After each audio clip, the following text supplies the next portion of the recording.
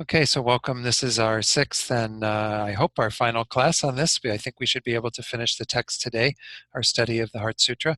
So let's go ahead and start with reciting the Heart Sutra as we usually do. Thus did I hear at one time the Bhagawan was dwelling on Massive Vulture's mountain in Rajagriha, together with a great community of monks and a great community of bodhisattvas.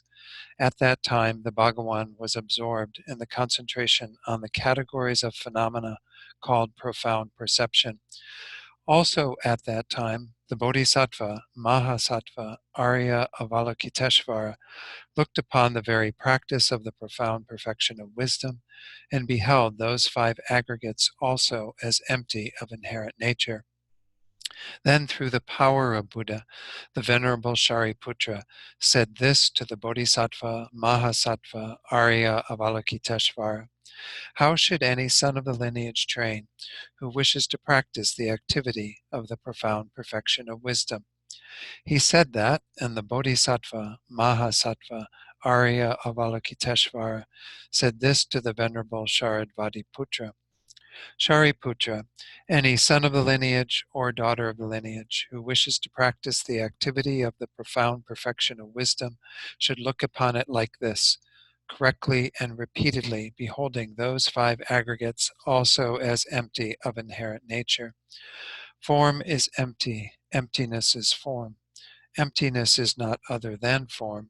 Form is also not other than emptiness.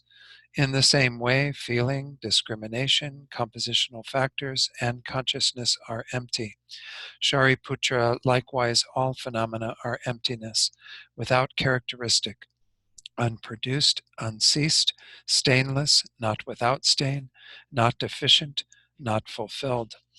Shariputra, therefore, in emptiness there is no form, no feeling, no discrimination, no compositional factors, no consciousness, no eye, no ear, no nose, no tongue, no body, no mind, no visual form, no sound, no odor, no taste, no object of touch, and no phenomenon.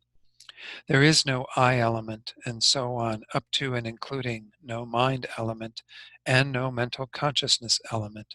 There is no ignorance, no extinction of ignorance, and so on, up to and including no aging and death, and no extinction of aging and death. Similarly, there is no suffering, origination, cessation, and path. There is no exalted wisdom, no attainment, and also no non-attainment. Shariputra, therefore, because there is no attainment, bodhisattvas rely on and dwell in the perfection of wisdom, the mind without obscuration and without fear. Having completely passed beyond error, they reach the end point of nirvana. All the Buddhas who dwell in the three times also manifestly completely awaken to unsurpassable, perfect, complete enlightenment in reliance on the perfection of wisdom. Therefore, the mantra of the perfection of wisdom, the mantra of great knowledge, the unsurpassed mantra, the mantra equal to the unequaled, the mantra that thoroughly pacifies all suffering, should be known as truth, since it is not false. The mantra of the perfection of wisdom is declared: Tayata Om Gate Gate Paragate Parasamgate Bodhi Swaha. Shariputra, the Bodhisattva Mahasattva, should train in the profound perfection of wisdom like that. Then the Bhagawan arose from that concentration and commended the Bodhisattva Mahasattva Arya Avalokiteshvara, saying, well said, son of the lineage. It is like that. It is like that. One should practice the profound perfection of wisdom just as you have indicated. Even the Tathagatas rejoice. The Bhagawan having thus spoken, the Venerable Sharadvatiputra, the Bodhisattva, Mahasattva, Arya, Avalokiteshvara, those surrounding in their entirety, along with the world of gods, humans, asuras, and Gandharvas, were overjoyed and highly praised that spoken by the Bhagawan. Let's recite the refuge verse, as we usually do, once in English and then twice in the Tibetan. I go for refuge until I am enlightened to the Buddha, the Dharma, and the Supreme Assembly. By the merits I create through listening to the Dharma, may I become a Buddha in order to benefit all sentient beings. Sangye chodang soki choknam la jangchu bardu dakni kyabsu chi daki chunyan gipe sonam gi drola penchir sangye drupar sho. Sangye chodang soki choknam la jangchu bardu dakni kyabsu chi daki chanyan gipe sonam gi drola penchir sangye drupar sho. Okay, good. Let's do a short meditation then, just to begin to focus our minds a bit, and then also to set a good intention for being here today. So again, just find a good meditation posture, and most of you have a technique that you already use with the breath. But if not, I'll just suggest tuning into the sensation that occurs in the area of the nostrils as you breathe in and out through the nose.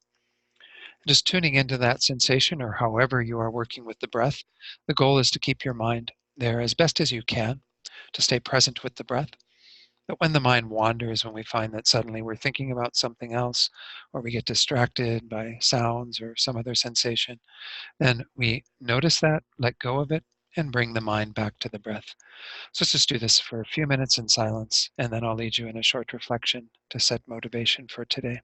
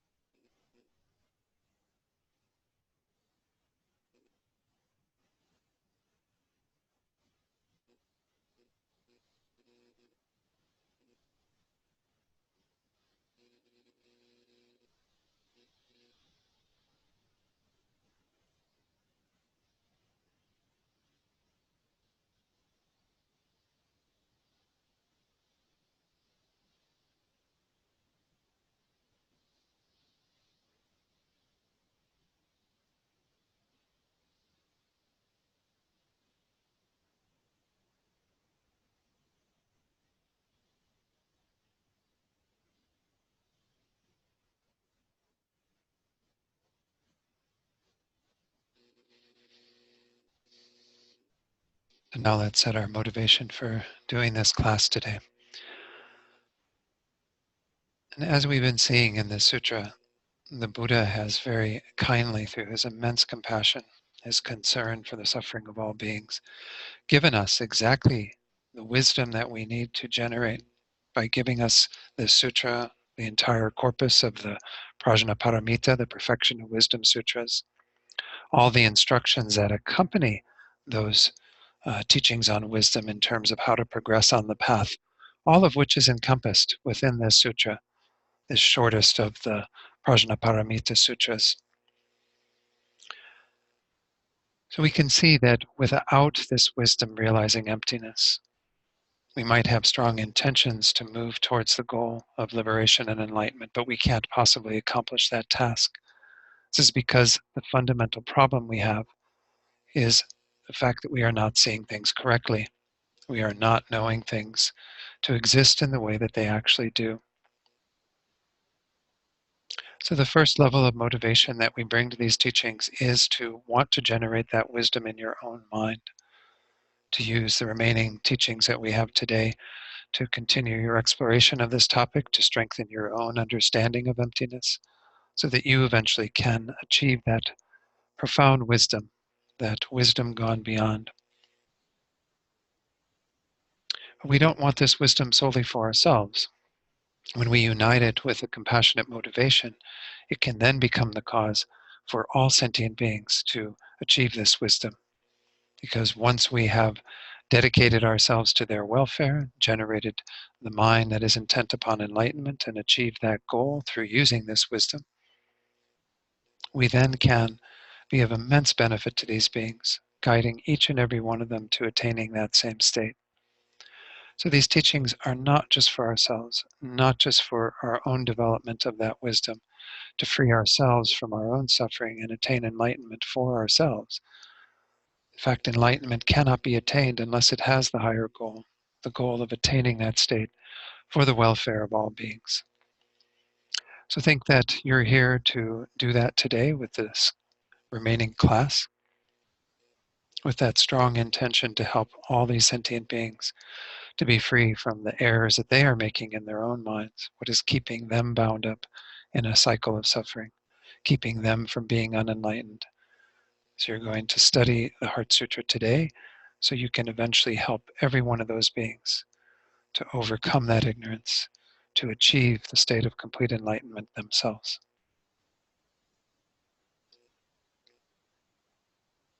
Okay, good. So in the last class, we were moving into this section in terms of, again, the handouts you might want to have are the one that is the colored, can't see it too well in the screen there, but the one that has the colored boxes, because this just gives us the outline of the text in terms of also knowing which of the 5 paths are being talked about in this section of how Avalokiteshvara answered.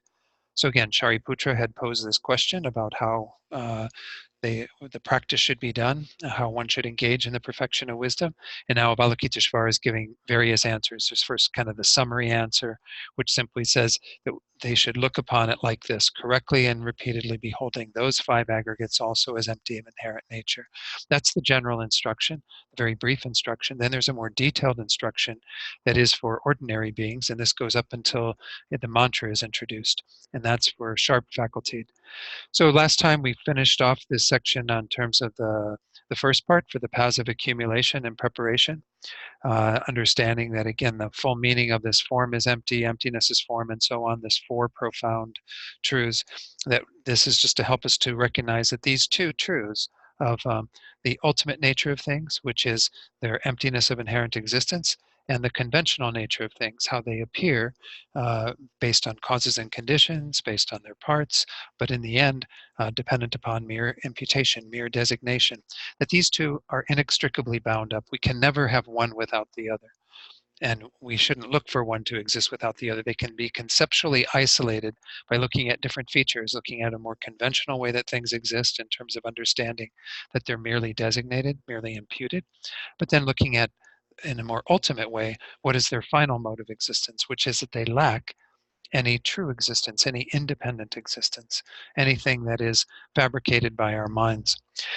So that was the first for the paths of accumulation and preparation. And again, it extended that same analysis to the other 4 aggregates. So let me go ahead and pull up the slides here so we can go through a few of these together. And then I'll see if there are any questions on this. Okay, so these are the 5 aggregates that are mentioned. We could say the same thing for each of these that Avalokiteshvara said. Feeling is empty, emptiness is feeling. Emptiness is not other than feeling. Feeling is also not other than emptiness, and so on for the remaining 3 aggregates. Then we have introduced in the next part, and I didn't go through the text on this yet, I'm sorry. I skipped the one section. I didn't put a slide in for that, but we went through this relating to the path of seeing, where it says, Shariputra, likewise all phenomena are emptiness, without characteristic, unproduced, unceased, stainless, not without stain, not deficient, not fulfilled. So let me pull the slide off for this time. And essentially, this was pertaining to these 8 characteristics that we can see of all phenomena. I'm not going to go back through all of those. They were in the last class, but essentially they speak to different ways that we can look at things as having these characteristics conventionally, being produced conventionally, ceasing conventionally, and so on. All these various things can be established in the mind of a conventional knower, but they aren't established in ultimate wisdom and ultimate truth, because essentially all phenomena are emptiness. They have no inherent characteristics. They aren't inherently produced. They aren't inherently ceased, and so on. So in this way, we can see that um, all of these are part of the wisdom that is generated when one knows emptiness directly. This is why this is correlated with the path of seeing. Then we went on to begin the section on the path of meditation, where we looked at the 5 aggregates, repeated again once more that within the sphere of emptiness, meaning when one is in that wisdom of meditative equipoise, realizing emptiness, none of these phenomena appear. But we can also see it from the point of view in the way that Rinpoche, even in that one little teaching that I gave you on the Heart Sutra, how he says when we hear those words, no form, no feeling, no this, no that, all the various things that are negated, we're not negating the phenomena in and of themselves. We're negating their inherent existence. So no independently existing form, no inherently existing feeling, and so on. All these various descriptions that we use to talk about this object of negation that we're trying to get rid of. All of these can be applied to the various phenomena that are listed here. So we had a listing of the, let me go ahead and pull this up again. We had the 5 aggregates, as I said. Then we have the 6 sense powers were mentioned, where it says no eye, no ear, no nose, and so on. These are referring to what we call the sense powers or the sense spheres, which are essentially a uh, uh, in Buddhist terms, they say that this is actually very subtle matter that is kind of lucid matter that exists within the eye organ, the ear organ, and so on, and the body one that pervades the entire body. These first 5 that are physical, these are said to be kind of very subtle matter that is located within the organ. But for our terms, in terms of what Western science and so on, we can simply call them the organs themselves. So the eye organ, the ear, nose, tongue. For the body, we can talk about the entire sensory capacity of the skin, being able to feel, and so on, as well as other parts of the body where we have nerve endings and so on. And then the mental sense power in our text, of course, it says no mind, and that's referring to the fact that we don't have a physical organ or physical sense power for the mental capacity, which is normally our conceptual mind, but we always have it being empowered by the previous moment of mind. So every moment of mind is preceded by a previous moment of mind. So how we are empowered to know anything through our mental sense is by virtue of having that previous moment of mind. So in that way, we could say that it does have a sense power, albeit again, a prior moment of consciousness. So those moments of consciousness all kind of in sum mean every moment of consciousness, because they include all moments of consciousness of eye consciousness, ear, nose, tongue, body, mental consciousness. So the 6 consciousnesses are kind of included within this mental sense power, this 6th of the 6 sense powers. And then they have their various objects that are, for the first 5 in particular, unique to that sensory sphere or sense power. So the eye is empowered to know visual forms, which means it knows the shape and color of phenomena that appear to it. The ear is empowered to know sounds, the nose to know odors, the tongue, well, I'm using the word know, but we can't say that the sense powers technically know. They are able to receive that data, that raw data that comes in from the tastes, for example, that appear to the tongue, that are known or experienced by the tongue sense power, and so on. So all of these first 5, again, are physical objects that we are able to know. And then the 6th one on the 6 objects is phenomena, which includes everything else, because our mental consciousness, in fact, can know all other phenomena. It's has the capacity, as we see in the state of Buddhahood, to actually know all phenomena. So all phenomena are included in that last category. So when we look at these, what are often called the 12 sources, these 12 that are being indicated in those two lines of the Heart Sutra, where these two combinations of things, no eye, no ear, and so on, and then no visual form, no sound, and so on. These are indicating essentially all phenomena, because once more, all the consciousnesses are included within the mental sense powers. All other phenomena are included within phenomena as one of the objects. So this includes everything that exists. But nonetheless, there's a deeper kind of breakout of these where the six consciousnesses that I just mentioned that are part of our mental sense power are broken down. And that's on the next slide here. And sometimes you'll even hear these referred to as the 18 constituents instead of elements. But these six consciousnesses of eye, ear, nose, tongue, body, and mental consciousness are simply being delineated as a third category of phenomena. So we have the six sense powers, we have the six objects, and the six consciousnesses. These are the 18 that are being referred to in that next line that says, it's towards the top of the colored handout that you have, the outline. It says there is no I element, and so on, up to and including no mind element and no mental consciousness element.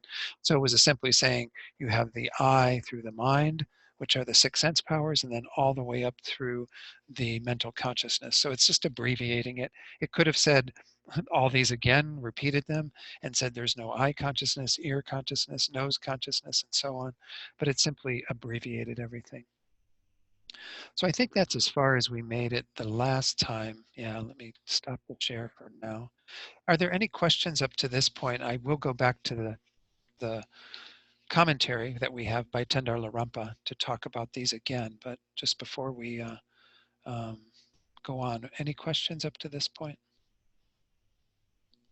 Okay, Andrea.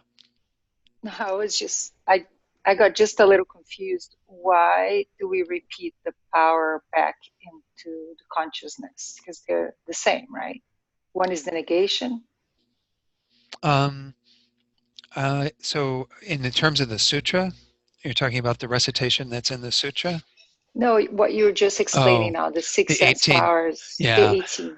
Yeah, 18 constituents, it's just a different way of looking at it from the point of view of elaborating and taking those six and detailing them. Because they're not detailed in the mental sense power. They are included in the mental sense power, which is the sixth of the six powers. But nonetheless, they are, if you needed to delineate them further to say yes, and there are these six consciousnesses, which are the consciousnesses that know the objects by virtue of the sense spheres. Because essentially that's what's happening is, for example, let's use the eye consciousness. Right now, again, you're looking at your screen, various shapes and colors are appearing to you.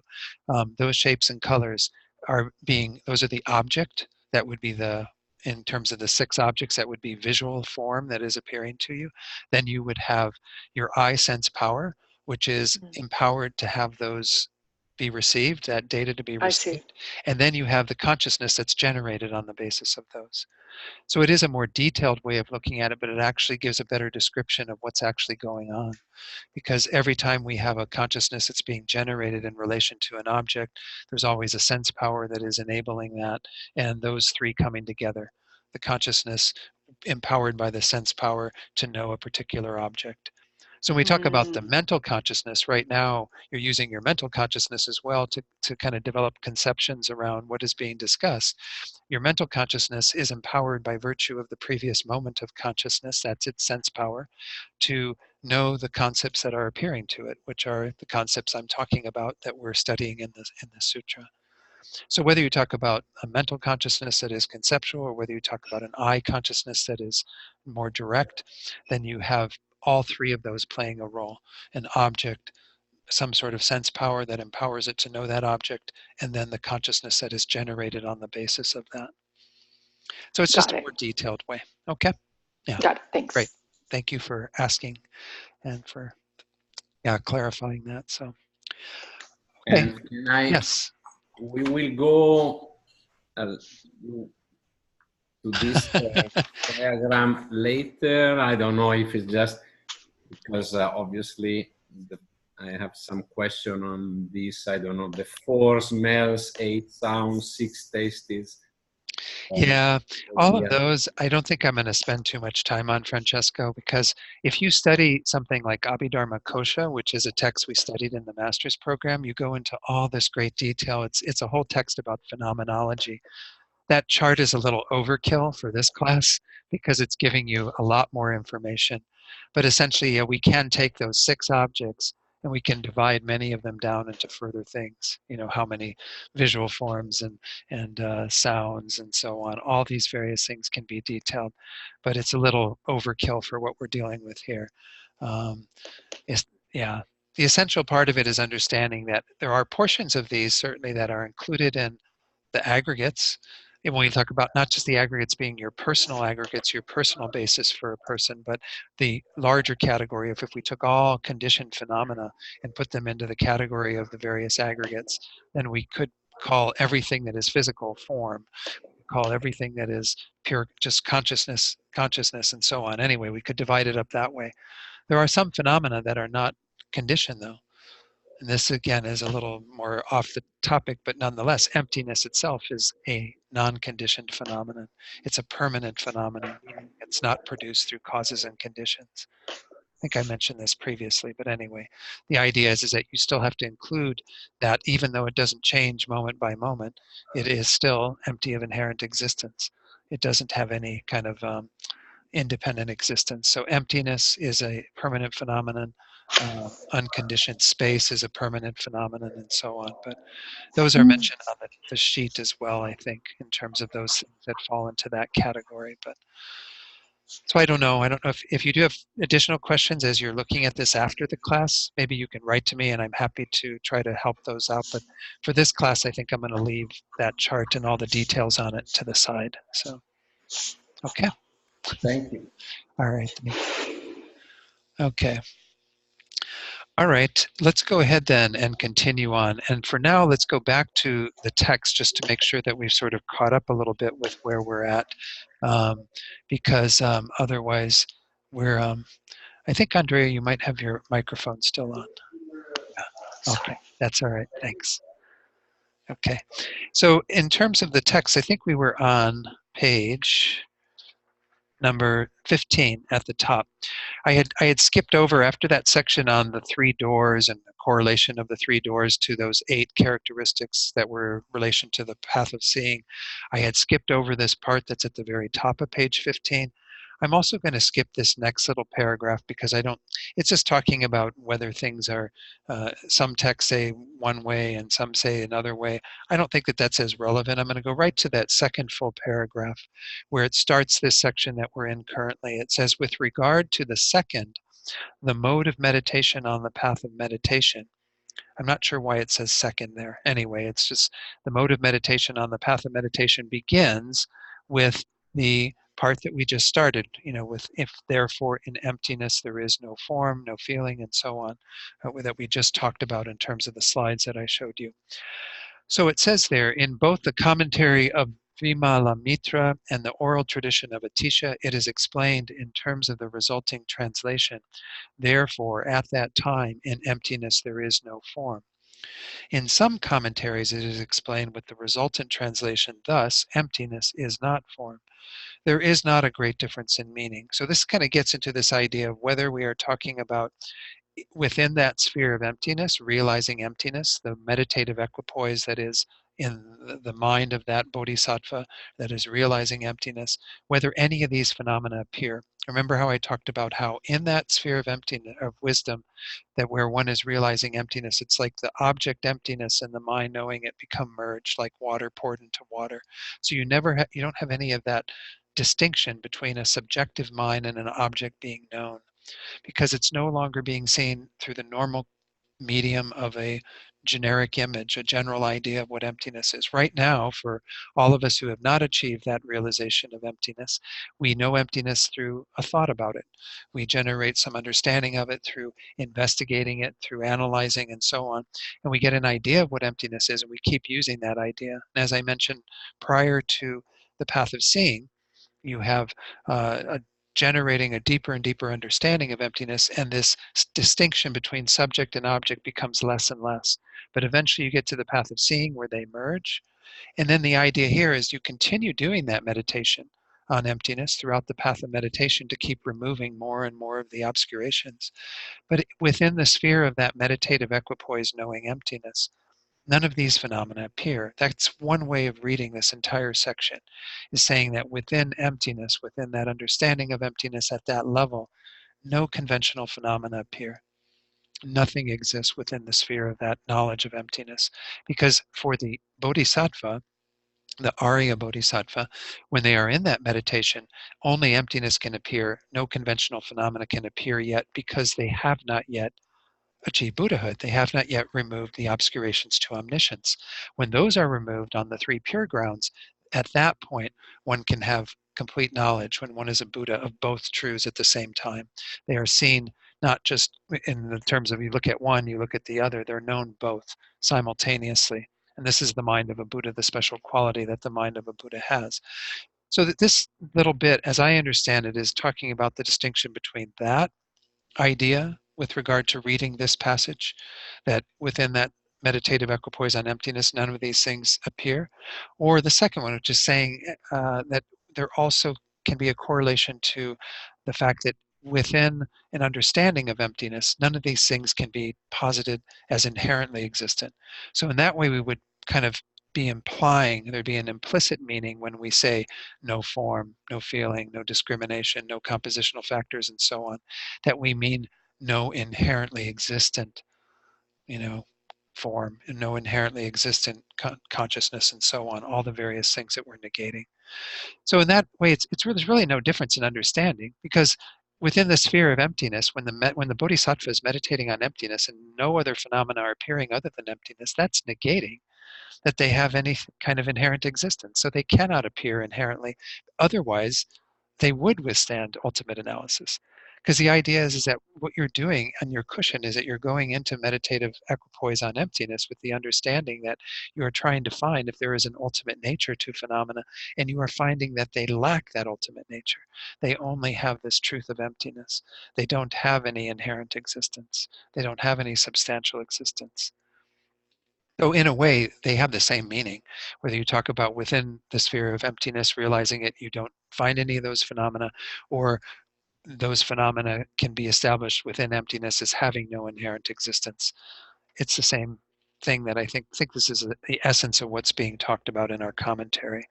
He goes on to say, the supreme scholar Jamyang Gawe Lodro explains that in emptiness there is no form and so forth, means that form and so forth do not exist in the sight of the meditative equipoise on the path of meditation. Vimalamitra has this in mind in his commentary when he says, in the perception of emptiness, there is no perception of form. So we can say that in regard to the way that it's generally read is that within that meditative equipoise on emptiness, none of these phenomena will appear because they don't exist in the space of that mind that is single-pointedly focused on emptiness and knowing emptiness at that depth. So he says, thus, the non-appearance of the five aggregates to the sight of the meditative equipoise is there is no form all the way up through no consciousness. The non-appearance of the 12 sources, we just went through those, is no I, all the way up through no phenomena. The non-appearance of the 18 elements is no I element or constituent, all the way up through no mental consciousness constituent. So that takes us up to where we were in terms of what we covered in the slides last time, because I kind of jumped to the slides without going through the text. So one more check-in. Any questions up to that point? Okay. Let's continue then. What I'll do is I'll just go through the remainder of this paragraph, and then we're going to go back to the slides just to reiterate these various categories of things that are talked about here. The non-appearance of the thoroughly afflicted and completely pure dependent arising is no ignorance, up to and including no extinction of aging and death. There's more to the passage, obviously, than just that, but I'll go through the slide for that in a moment. Those are the 12 links of dependent arising, which many of you have heard of. I'm not going to do a whole teaching on the 12 links, but I'll at least go through them and give a brief understanding of them. Then we have the non-appearance of the objects of observation is no suffering through no path. These are the Four Noble Truths that many of you are quite familiar with, and I will still touch on those when we go to the slide. But those are called the objects of observation because they are what are observed on the path in terms of an understanding of those four, particularly, again, the path, true path of realizing emptiness, but nonetheless, they are all observed. Then the non-appearance of the observer is no exalted wisdom. This is because one may gain all this understanding of all these objects that are known, and one might still adhere to the wisdom that is realizing that as being somehow inherently existent. But in the space of that meditative equipoise, no exalted wisdom appears. Again, the consciousness that is knowing that doesn't appear to that mind. Also, that mind lacks any inherent existence. There is no inherently existent exalted wisdom. Then finally, the last bit of that section, it says the non-appearance of any attainment or non-attainment of the fruition is no attainment and also no non-attainment. So we can say that for the bodhisattva, they can certainly see that there is either an attainment of various levels of realization or eventually the attainment of Buddhahood. Those can be established conventionally. There can also be the non-attainment of that prior to attaining those various goals. But within the sphere of emptiness, within that meditative equipoise on emptiness, none of those exist or appear. They don't have any ability to appear to the mind of the bodhisattva. And when one comes out of that meditative equipoise, one can establish them as not inherently existent because they, like all phenomena, do not exist independently. So the final sentence in that paragraph says, in that way, the 12 sources and the 18 constituents should be taken as substrata, meaning that these are the substrata for our realization of emptiness. We can posit, the emptiness of any phenomenon because they are all empty of inherent existence and they are all included within the 12 sources and the 18 constituents.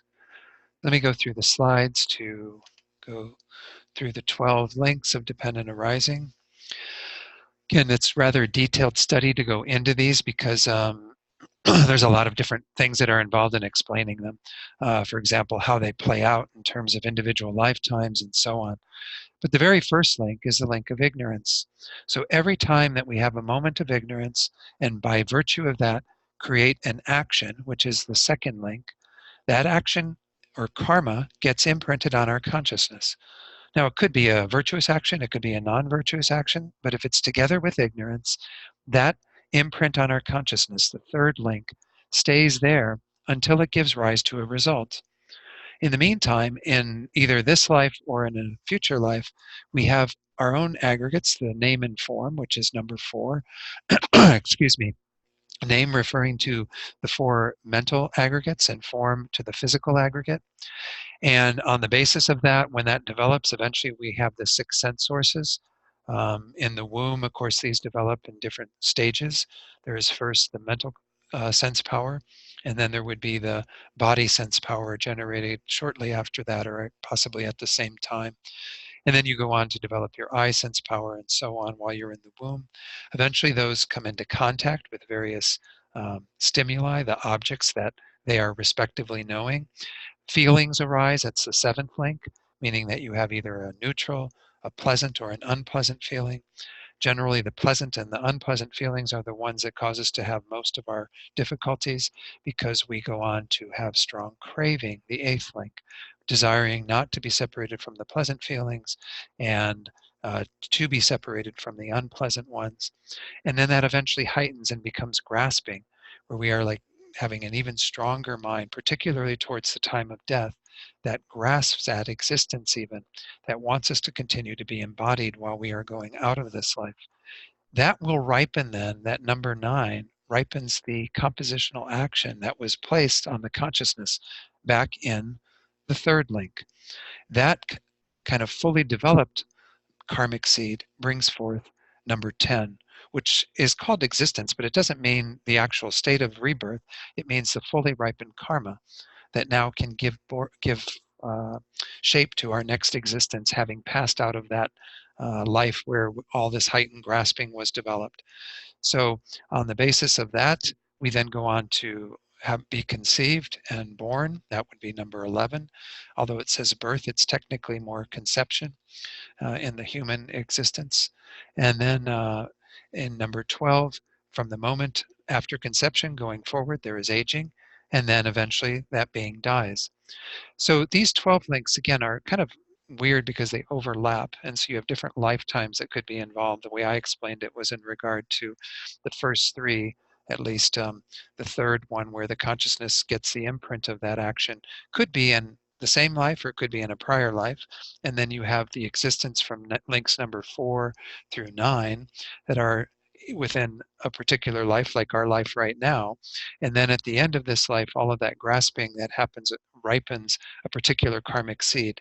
So it would be then correlated with the karmic seed that happened earlier in that link of 12 factors, and then that would, or chain of 12 factors.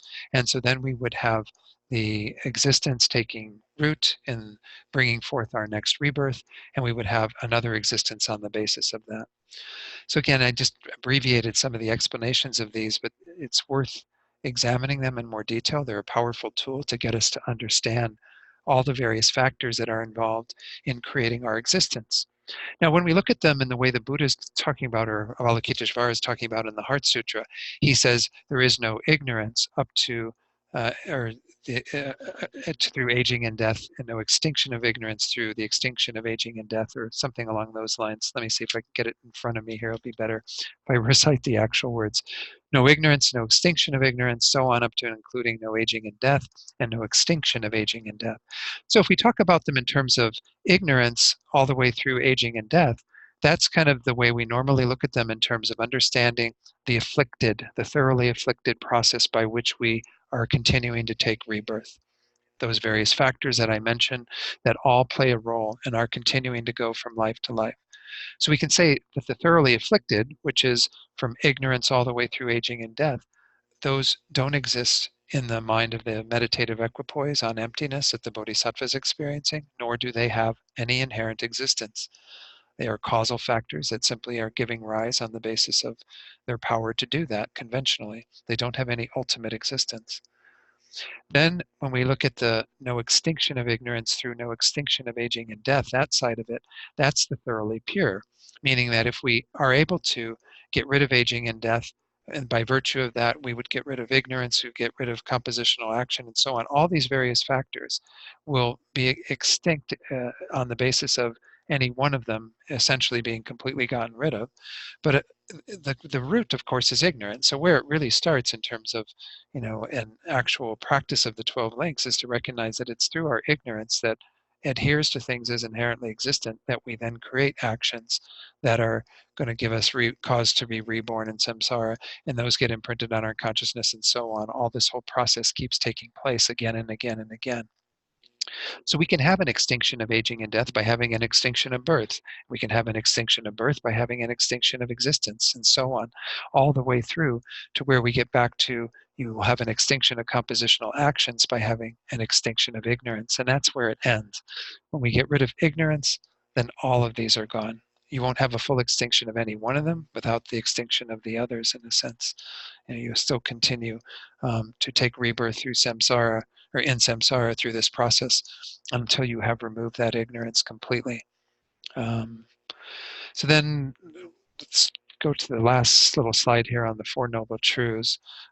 Those, again, you're quite familiar with, but the truth of dukkha, or suffering, this unsatisfactory existence that we are in, and the truth of the origination of suffering. These two are objects of observation for us to make sure that we understand the current existence that we are involved in and why that arises.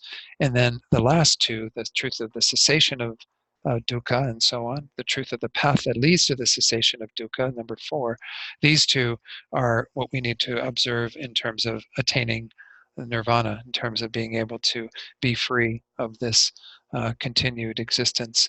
So both of these, the 12 links of dependent arising and the Four Noble Truths, are very profound ways of looking at our current situation. And here, once more, the Buddha, or Avalokiteshvara, is simply saying that none of these exist within the sphere of the meditative equipoise on emptiness, and they don't exist inherently.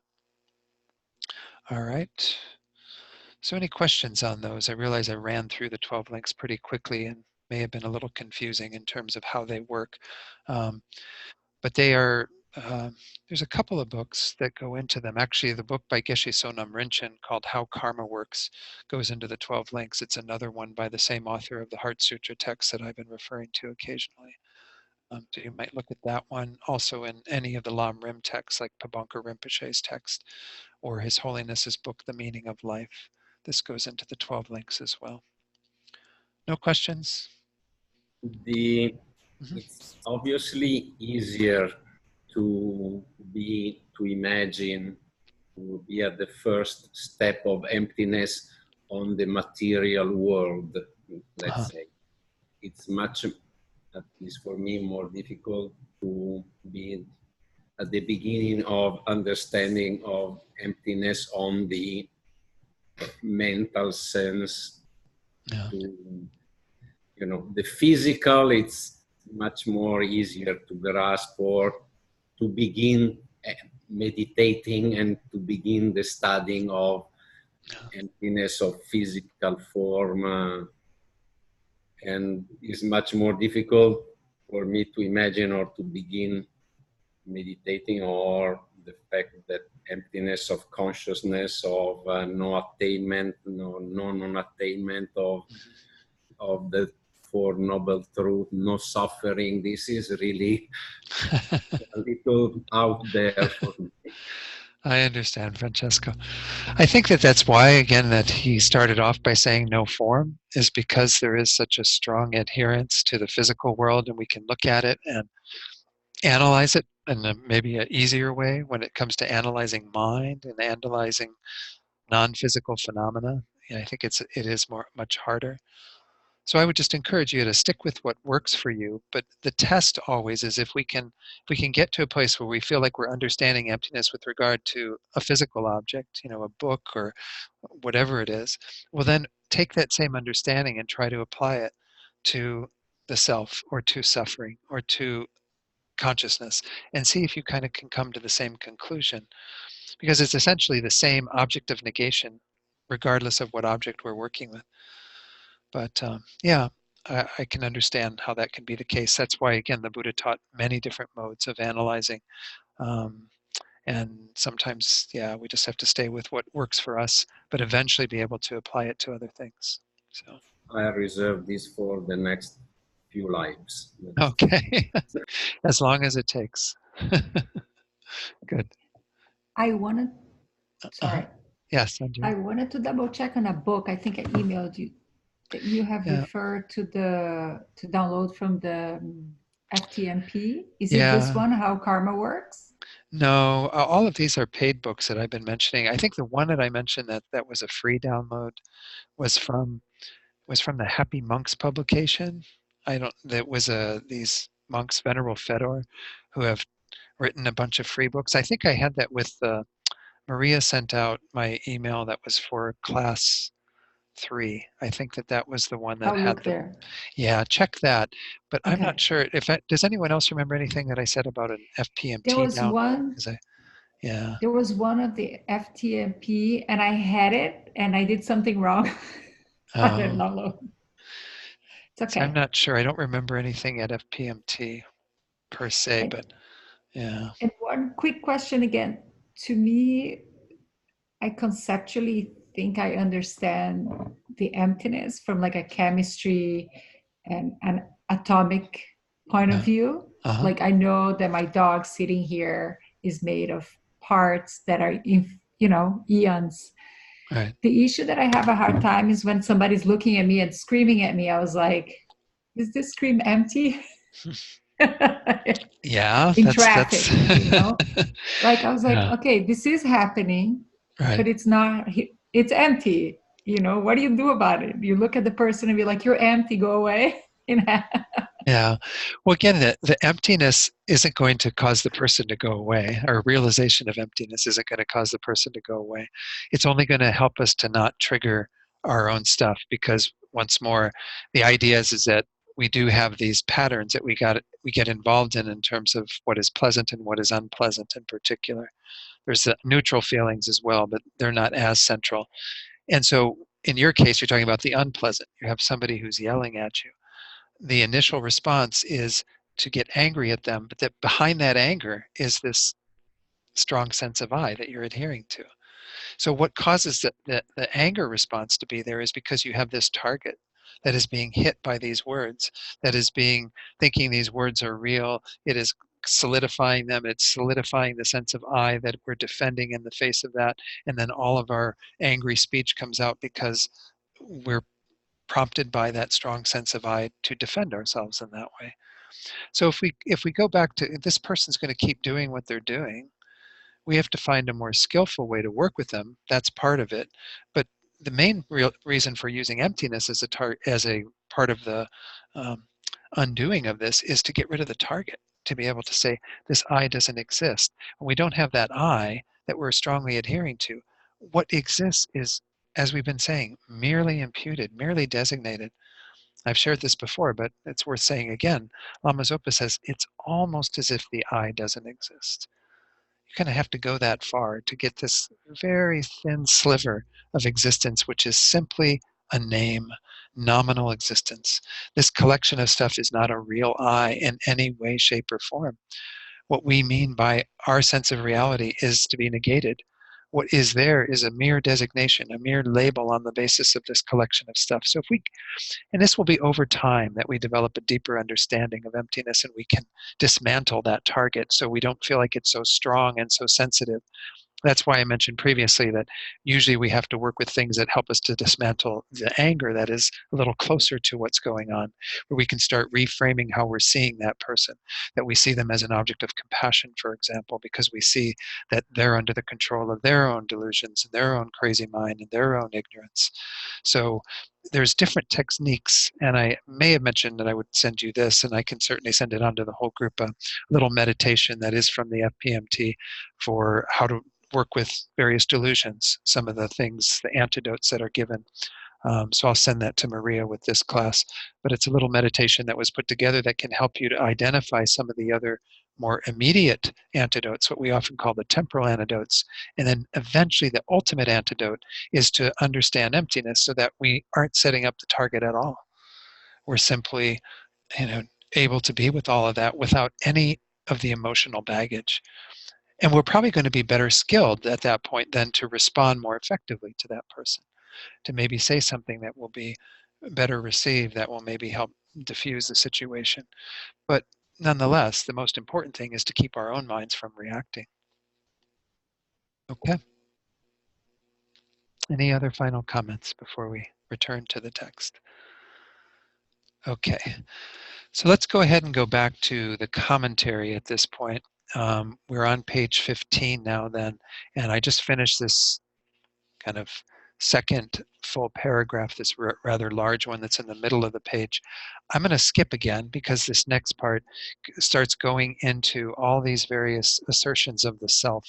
We talked about this in the very first class, so I don't want to reiterate it too much, but I will go through the paragraph that's at the bottom of that page 15. So I'm skipping that one paragraph that says regarding that, da da da da da. So the next paragraph says, the conception of self that is asserted by the non-Buddhists is an artificial conception of self. Remember how I went through, there are different ideas about the person. One of them is this idea of a permanent, partless, unitary, independent person. This idea, this person that has these types of qualities is very similar to the idea of a soul. In the more Vedic traditions, it's called the Atman. And the idea is that the Buddha found that there is no such Atman, but you have to kind of acquire that conception. It's intellectually acquired, it's artificial, because nobody's born with the idea that there is some other part of them that is who they actually are. They have this strong identification of the I being together with these aggregates. So there's nothing like that that's kind of innate, inborn within people. Rather, this has to be acquired. You have to learn kind of different tenets that teach you that there is this type of self. The next sentence says, the innate conception of self is the conception of a substantially existent person in the sense of self-sufficiency that's asserted by all the schools below Prasangika Madhyamaka, from the Svatantrikas, all the way down to the Vaibhashikas. In that mode of conception, the self that serves as the basis of conception, thinking I, does not depend on or rely on the aggregates, but appears as the controller or master of the aggregates, and the aggregates appear as the controlled or the servant, of the self. So this is the idea, that I talked about way earlier on when we looked at that. That is also still, according to Prasangika, a coarse view of self. The first one that we just talked about, the view of a permanent, unitary, independent self, and the view of a substantially existent, self-sufficient self, both of those are coarse according to Prasangika, because they're realizing the subtlest, which is the lack of an inherently existent self, the lack of an independently existing self, this view of emptiness that we're studying in the Heart Sutra. So essentially, this was just reiterating that that type of a conception we can see as this sense of a controller, that there's somebody here who's in charge, who thinks about things as it says there in that next paragraph. This is demonstrated by the fact that when an individual conceives of as my form and my feelings appear to be things that an individual would certainly be willing to give in exchange for those of others if that were possible. We have the strong identification that we own these things. There is an owner or controller of all of this, that there is a self who is here, who says, yes, my mind is a mess today, and I would gladly give my mind for the mind of somebody who's got, a clearer mind and a fresher mind, maybe a younger mind, and so on. Then we would also do the same with our body, with our form. There's some days where we think, oh, my body is really killing me today, and then we'd much rather give our body up for the body of someone who's youthful, thinking that there's some sort of self that exists independent of that body. So the body and the mind can be seen as kind of things that are owned or controlled by this self. That's not the identical conception of self that we're negating with the Heart Sutra. Instead, what we're negating is this idea that there is something that can set itself up as the self, that has the ability to be established on its own as the self. Nonetheless, it's useful to realize the lack of those two types of self, especially if we were brought up in some tradition where we do have that acquired conception that there is this Atman or soul that needs to be negated. But then we also have to negate that there is this controller, that there is somebody here who is sort of independent of the mind and body, but nonetheless a part of them. They sometimes, again, Jeffrey Hopkins uses the idea of a head salesperson. So you have a sales department and there are many salespeople, but you have a head salesperson that's kind of in charge and tells all the salespeople what to do. So it's kind of like that with regard to our sense of self that is this innate one that is still coarse, again, according to Prasangika. So I'm not going to spend more time on that. Again, if you need to review the teachings from the first and maybe even second class on that, then that might be useful. Let's go on to page 16, the next page, and I am going to once more skip a little bit, actually quite a bit, because this goes into a whole description of all this around self-sufficient and what the meaning of all this is. And I just think that it's overkill once more for what we're trying to do here in terms of the Heart Sutra. This is something that you would study and get into in much more detail in tenets, for example, the course on tenets. So I'm going to leave out all the way down to the very bottom of that page, page 16, where it goes on now to the path of no more learning. So if you look at your colored chart, you'll see that we have one more sentence that we didn't include, that after we negated all those things, we see that it says, Shariputra, therefore, because there is no attainment, bodhisattvas rely on and dwell in the perfection of wisdom. This is simply reiterating, because there's no attainment of any ultimate result, that things don't exist in that way, they cannot be established as inherently existent, the bodhisattvas instead rely on and dwell in the perfection of wisdom, to rely on and dwell in that wisdom realizing emptiness. And they continue doing that, the bodhisattvas, all the way up until they get to the final part of the path of meditation, which is this called here the Vajra-like samadhi. So it's at that point when they really bring this to culmination, because they are on the last moment as a sentient being prior to becoming a Buddha. And they rely on and dwell in the perfection of wisdom in that profound way. In this meditative equipoise, they go into it and they remove the final obscurations that keep them from being a Buddha, the final obscurations to omniscience, and they pass into what's called the path of no more learning. So on our chart, it shows, the one that has the outline with the colored boxes in that, it shows that this last little bit that I just read was pertaining to this final moment of meditative equipoise just before becoming a Buddha. And then it says right after that, the mind without obscuration and without fear. Having completely passed beyond error, they reach the end point of nirvana. So it's a little bit different in terms of what's in our text. I'm not sure, again, this was a chart that was put together for the basic program over in California. So I'm not sure exactly, what thinking was. But in our text, it says that this whole passage where it says, therefore, Shariputra, because bodhisattvas have no attainment all the way on through relying on the perfection of wisdom, that's already referring to the path of no more learning. But it's okay to, again, there are different presentations of this, so don't think that it's all sort of cast in stone. So then going to page 17, at the bottom of 16, it started by saying the meaning is that the conventional does not appear to the sight of meditative equipoise. Therefore, bodhisattvas practice the perfection of wisdom, abide in it, and go to the completion of nirvana. It is teaching that all of the Buddhas of the three times have also become Buddhas in that way. So this is, again, just reiterating it as kind of there is no other path to attaining this other than to follow the perfection of wisdom. That this will culminate in having completely passed beyond error, reaching the end point of nirvana, abiding without obscuration and without fear, as it says there. All of these are what we mean by the path of no more learning. Once the bodhisattva crosses that threshold and becomes a Buddha, then it's, again, like I was saying earlier, it's not that they can know ultimate truth in one way and then conventional truth in another way. They know both of these at the same time. In fact, Buddhas know all phenomena simultaneously. They don't have to turn their attention to say, oh, there's a suffering sentient being, I have to be concerned about them and see what's going on for them.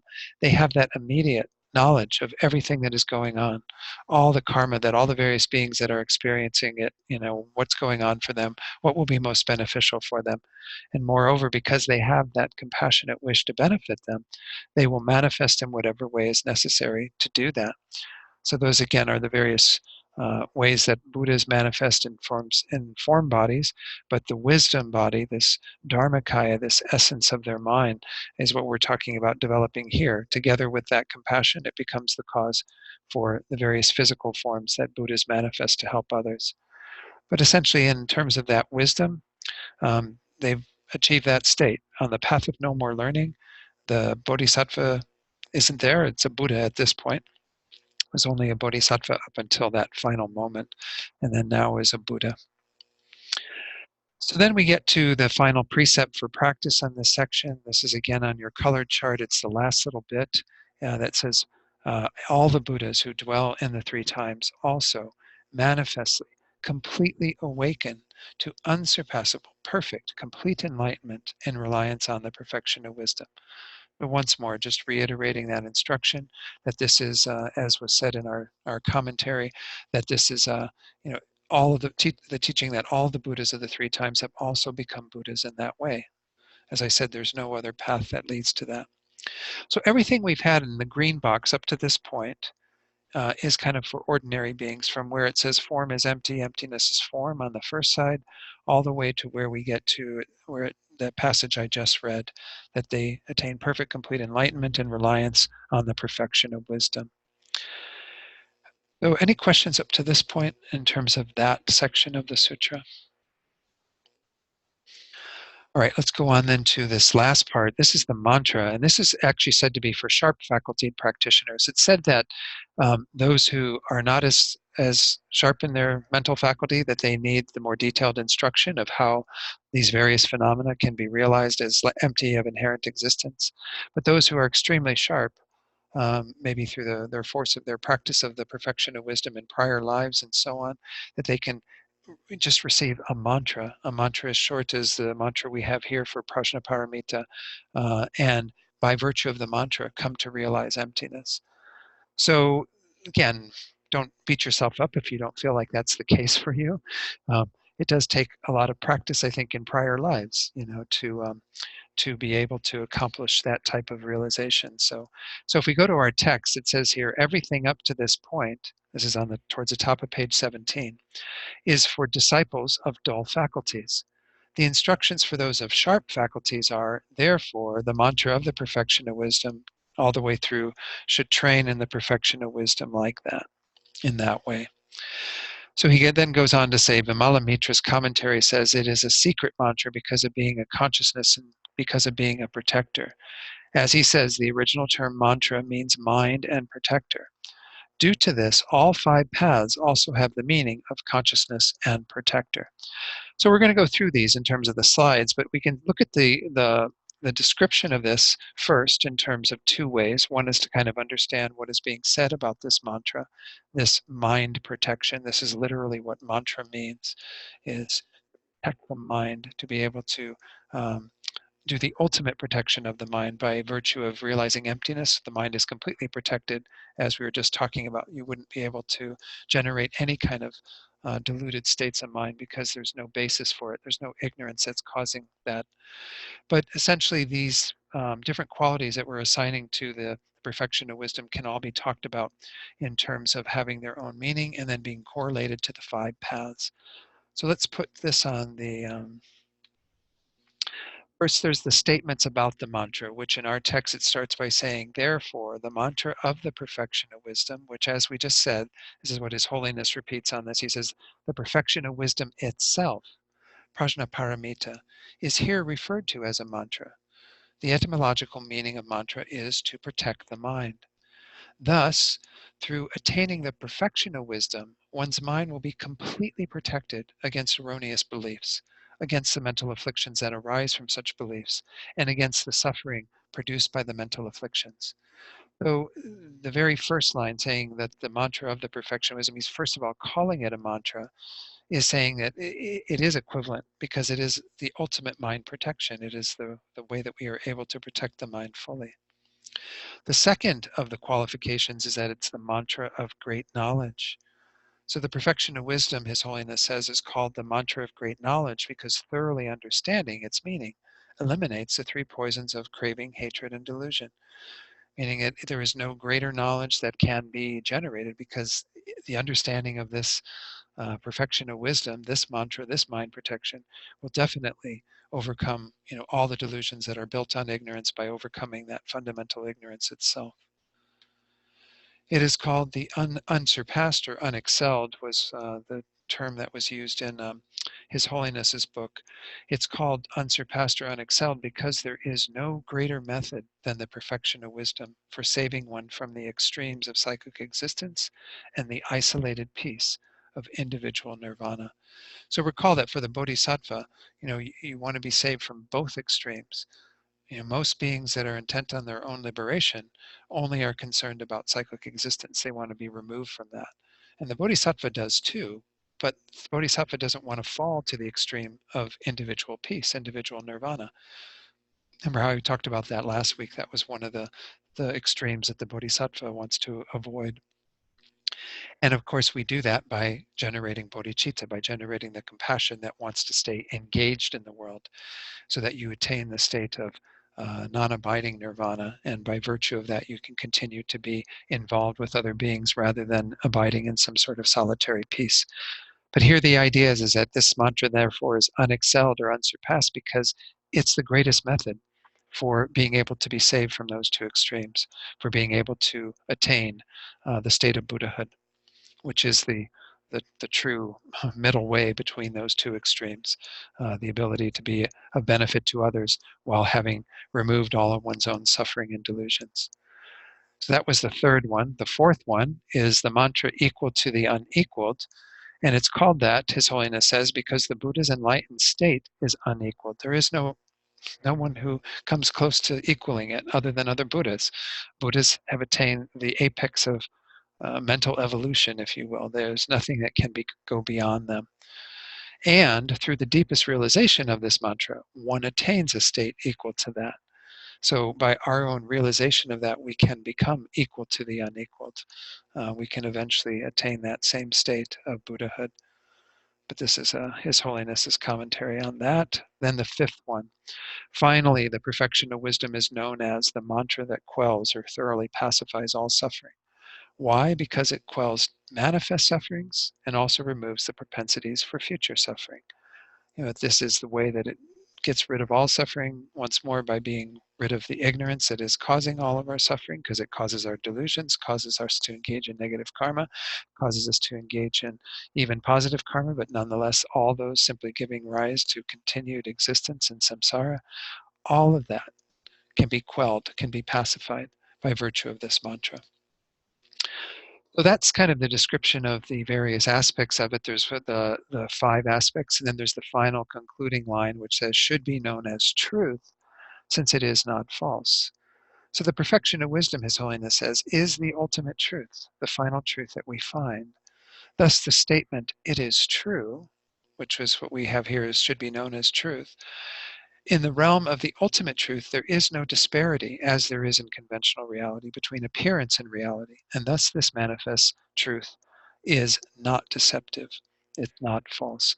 So let me explain that last part a little bit, and then I'll come back to the slide. So in essence, we can say that, remember how I talk about how everything that appears to us, books and so on, they appear as if they're existing from their own side. They have that false appearance. This is why we can't be enlightened until we remove those subtle imprints that cause that, because it keeps this dualistic view.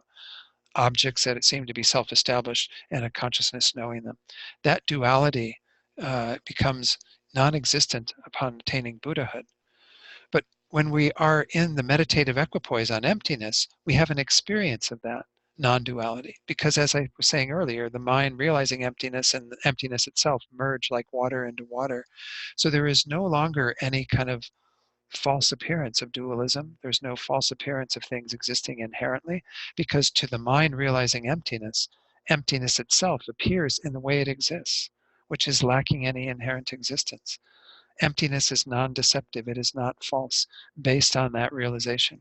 So even prior to Buddhahood, one can taste the non-duality by having that appearance of inherent existence fall away, and the mind realizing emptiness in that direct method, or that direct mode. But that kind of verifies in that emptiness itself exists in the way that it appears. The only way that it can finally appear to our minds in meditative equipoise is exactly how it exists, as non-inherently existent. So, all right.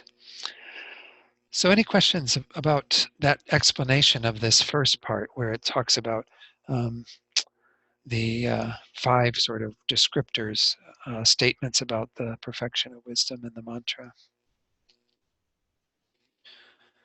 But then we see them correlated if we go to our commentary, and then I'll just reiterate these in the slides. It says there, as he says, the original term mantra means mind and protector. I think I read that before. Then it says, due to this, all 5 paths also have the meaning of consciousness and protector. So he correlates them to the 5 paths. The mantra of the perfection of wisdom, that very first statement, is the path of accumulation. Remember that first path where we accumulate all the merit of wisdom and virtue so that we can continue on our path and progress to the path of preparation, which is indicated by the mantra of great knowledge. Then we have the unsurpassed mantra, referring to the path of seeing, the third of the 5 paths, where you have that direct realization of emptiness, having prepared your mind for that on the previous path. And then finally, the fourth, the mantra that completely the mantra equal to the unequaled, is the path of meditation, the fourth of these. Then fifth, the mantra that completely pacifies suffering, is the path of no more learning, because it's at that point that you have pacified everything that is to be pacified, all of the obscurations and suffering and so on. And it says finally, in accordance with what is seen by this profound perfection of wisdom, it should be known to be true. That is, if an individual meditates in this way, one will know that it is the cause of going to Buddhahood. So in terms of the slides, I just am reiterating those. I don't know that I need to go through very much on this, but there was more to what His Holiness said. Sorry, I missed that. So this is in regard to that final statement, should be known as truth since it is not false. It says this non-deceptiveness of emptiness also suggests that through actualization of this mantra, the perfection of wisdom can enable one to attain total freedom from suffering and its causes. From this perspective, too, we can say it is the truth, because it abides in a conventional truth in terms of being the way in which one can be unbound, can be free from all of the suffering and samsara and so on. So the 5 statements about the mantra in relation to the 5 paths, we can see that the first refers to the path of accumulation, path of preparation, path of seeing. We just went through these, path of meditation, path of no more learning. And the idea, again, that our author said it should be known as truth since it is not false, refers to the wisdom that knows phenomena as they actually are. Okay, let's go through the mantra then, according to what I have on the slides, and then we'll go back to the sheet to see if there's, or to our commentary to see if there's much more in there. There's not really a whole lot more, but the mantra starts off with Tayata. Tayata, it begins some of the mantras, and essentially it means it is thus. It's kind of making a proclamation that this is the way it is. And it's going to then from there explain each of these 5 paths and kind of the ability for us to progress all the way to Buddhahood by virtue of the perfection of wisdom. There is some commentary that indicates that this Om that's in brackets has been left out of a number of the editions of the Heart Sutra, but that it actually should be there. So whenever we pronounce this mantra, we should say Tayata Om, Gate Gate, Paragate, Parasamgate, Bodhi Swaha. And Swaha or Soha, however you pronounce that. Rinpoche seems to be pronouncing it a little different these days. But so in regard to that Om that gets added in here, the Om syllable, it has 3 parts to it when it's technically put together in Tibetan. And I'm not going to go through all of that, but the 3 that are kind of embodied in this Om refer to the enlightened body, speech, and mind of the Buddhas. So this syllable then imbues the mantra with great power. It makes it very powerful because it's kind of blessed with the essence of the Vajra body, Vajra speech, and Vajra mind of the Buddhas, meaning they're sort of indestructible 3 doors of body, speech, and mind. Gate, gate, these first 2 essentially mean go or gone. And this first gate refers to the path of accumulation. The second gate refers to the path of preparation. So usually it's meant as an exhortation to go, not to be gone, but nonetheless, we could put that in the past tense, I think, and not have any problem. But essentially we're being told here, go, go, in the first part of it. It is thus, go, go, meaning that we first have to go to the path of accumulation and then proceed on to the path of preparation. And again, by the various demarcations that I mentioned to you earlier that are also on that chart on the 5 paths.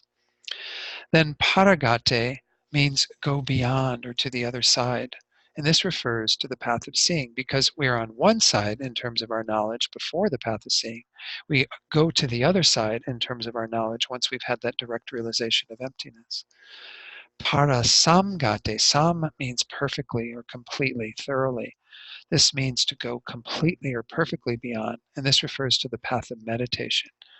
So in that part of the mantra, we are being exhorted to go not just through, as we saw previously, the path of accumulation onto the path of preparation, but then proceed from the path of preparation onto the path of seeing, through developing that direct realization, then continue to remove all the obscurations on the path of meditation to go completely or perfectly beyond, on that other side. Remember when we saw the paramita has that same syllable para, which means the other side, or transcended beyond. So we have that kind of context here in regard to this part of the mantra, the paragate and the parasamgate. Finally, we have bodhi swaha, which means to establish or be established in the foundation of enlightenment. And this refers to the path of no more learning. So bodhi itself is the same root. It means enlightenment. Swaha means kind of may it be established. May this come to be true in terms of be established in that foundation of enlightenment. And so in effect, when we put this all together, the mantra itself, according to Geshe Sonam Rinchen, means it is thus: go, go, go beyond, go completely beyond, establish the foundation of enlightenment. In other words, proceed in this direction all the way until one has attained complete Buddhahood. And now just a little bit from Geshe Sonam Rinchen here. He says, as we have seen, the essence of the Buddha's teachings is contained in the Perfection of Wisdom Sutras, the shortest of which is the Heart Sutra, and the pith of the Heart Sutra is contained in the mantra.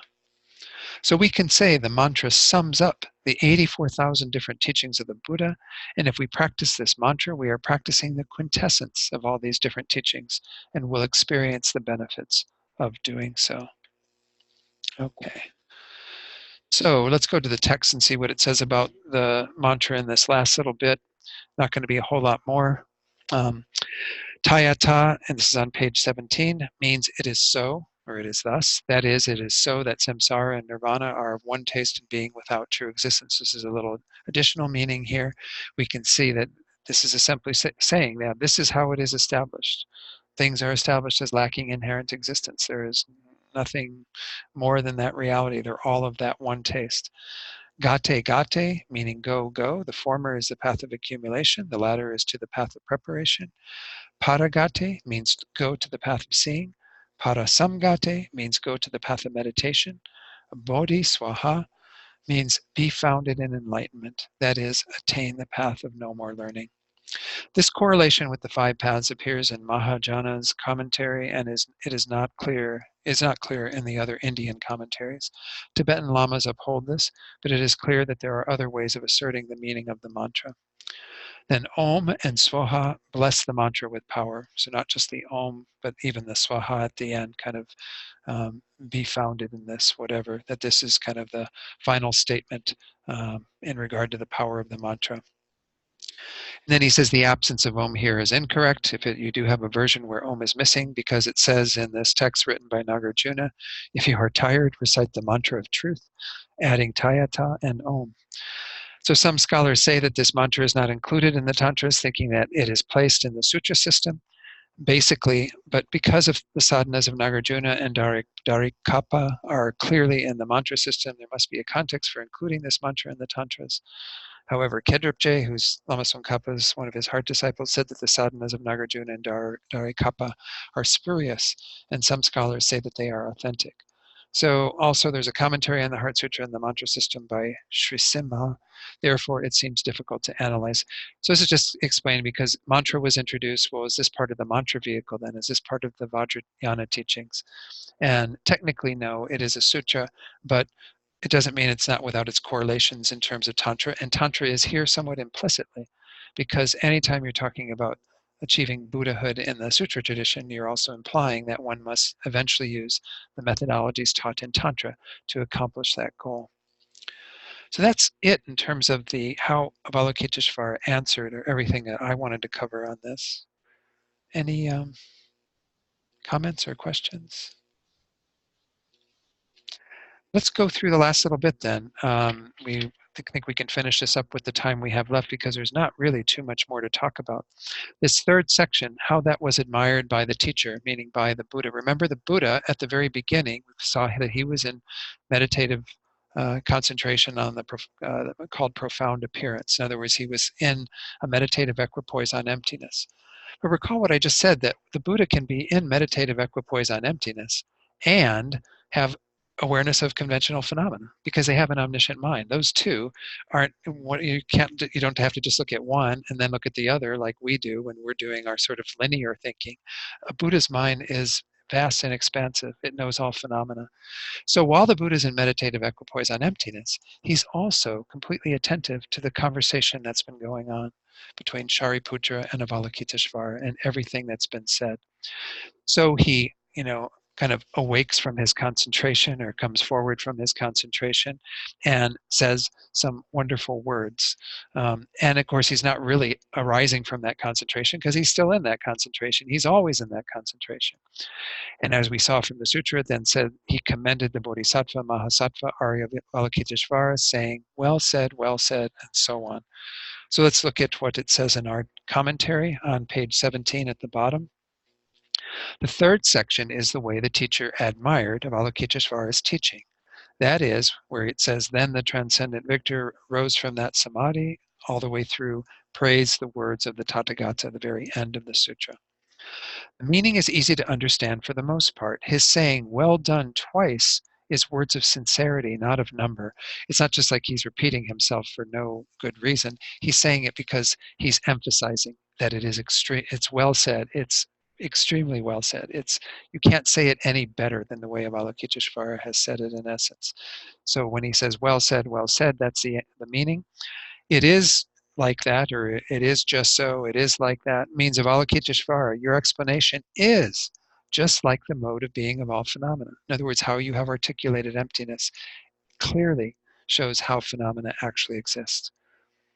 What I have understood is, or means Avalokiteshvara explanation is just like the mode of being of all phenomena. What I have understood is like that.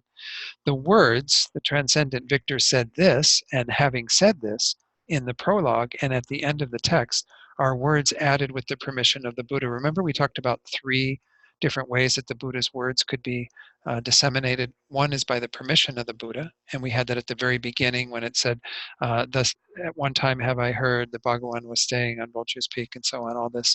You have that whole bit. And at the end, we have a bit of that where it says, then the Bhagawan arose from that concentration, and so on. And then that last paragraph where it says the Bhagawan having thus spoken.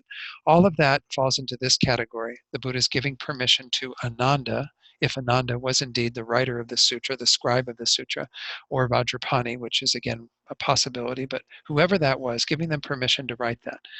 The second category are words given through the inspiration, the blessings of the Buddha. And that's what happened with Avalokiteshvara and Shariputra having this little dialogue. The third category are words that the Buddha himself speaks. And in this case, we have in this sutra only this short passage that are the actual words of the Buddha, where he says, well said, son of the lineage. It is like that. It is like that. One should practice a profound perfection of wisdom, just as you have indicated. Even the Tathagatas rejoice. Those few words are the third category. So in the sutra, we have all 3. So it says there, those at the prologue and at the end of the text are words added with the permission of the Buddha. Shariputra's question and Avalokiteshvara's answer are words spoken through the blessing of the Buddha. Well done, even the Tathagatas admire this, are words spoken from the mouth of the Buddha, actually spoken by the Buddha. So I didn't put a slide together for those 3. I could certainly put that in the slides that I'll send out to everyone, just to reiterate those 3, but they're there in your commentary as well. Then there's a little passage on the last page, page 18. It says, with regard to the way to overcome demons through reciting the sutra, Kedrup refutes this in his general presentation of the Tantra, saying, regarding the way to overcome demons, those in prayer, such as the clear light and the prologue, are fabrications. There are, however, statements such as the king of gods, Sakra, or who's known as Indra as well, thought about the meaning of the profound perfection of wisdom and recited it in order to overcome sinful demons. Because those words are similar to words in the 8,000 stanzas of that Prajnaparamita text, and because, moreover, there are instructions that are said to have been given by Nagarjuna that it is permissible to recite the sutra in order to overcome demons, it should be analyzed. So he seems to be kind of not making a commitment one way or the other. But in our tradition, we definitely do that. We use the Heart Sutra as a means of removing obstacles at the beginning of teachings, at the beginning of various events. Even when Rinpoche teaches, we generally begin each session with the recitation of the Heart Sutra, and then there's that little verse that says, make some sort of homage, and it says exactly what was indicated here, that in the past, Indra, through reciting the profound perfection of wisdom, dispelled these demons and all these various obstacles. So whether it can be done or not, he seems to be not committing, but nonetheless says you can investigate and find if there are things that substantiate it, then seems to be fine. The 8,000 stanzas were taught by the Buddha, so it seems like the Buddha himself is saying this is very powerful methodology for removing obscurations or obstacles. Obviously, it gets rid of the final obstacles, the final obscurations, the afflictive and the knowledge obscurations through practicing it. Then we have a little kind of concluding set of verses here. Our author says that I have not explained in detail the profound meaning difficult to fathom is not due to the fault of having nothing to explain. It is only because of the fault of narrowness of my own intelligence that I have simply repeated some statements of others. And I can testify to that as well, only through my own narrow intelligence. I haven't been able to share more of this. There are certainly many other things, and some of them I didn't teach, and you can find in some of the books additional information on this sutra. He says, if you knew that I have turned away from the thought of the subduer through engaging in sophistry, then just as a loving mother does not become angry at the misdeeds of her unfortunate child, you would not be scornful, but would think of me with love. Like the barley collected by a beggar, this is a mixture into one of a variety of texts. It is not filled with profound statements, but because it was done with a mind not black, I don't think I am to be blamed. By this virtue may the white elephant of my mind, its body adorned with ornaments of virtue, of much hearing, hold in its trunk of intelligence the sword of emptiness of duality, and vanquish all the armies of the conception of true existence. So that thought at the end is a nice one to think about, in dedicating today. But let's first see if there are any questions from this final session. Realize it seemed a bit speedy to be going through all of this, but the last part's not so complicated. I think it's mostly the middle. So, okay. All right. Well, then let's do a short dedication. Again, that last stanza that I just read really does hold a lot of the importance of this. Through our work of investigating emptiness through the Heart Sutra, the time that we spent together today, as well as throughout these sessions. May this become the cause to, as it says there, vanquish all the armies of the conception of true existence. May we be able to rid ourselves of that delusion, that ignorance. May we be able to then attain Buddhahood and help others to do the same. And we also dedicate for the good health and long lives of our precious gurus, His Holiness the Dalai Lama, Kyabje Zopa Rinpoche, all the guides that we and others have in our lives that are helping us to practice morality, to develop concentration, to generate deep wisdom. May we continue to have these guides in our lives, and may all beings never be parted from perfect guides in all their lifetimes. Then lastly, dedicate for anyone else who you're holding in your heart right now, those who have obstacles of some sort, who are experiencing illness, whatever might be going on for them. Send this positive karma out to them. Think that it becomes the cause to remove their suffering and to bring them to perfect happiness. And may all beings find true happiness through our efforts here today. Okay, thank you all very much.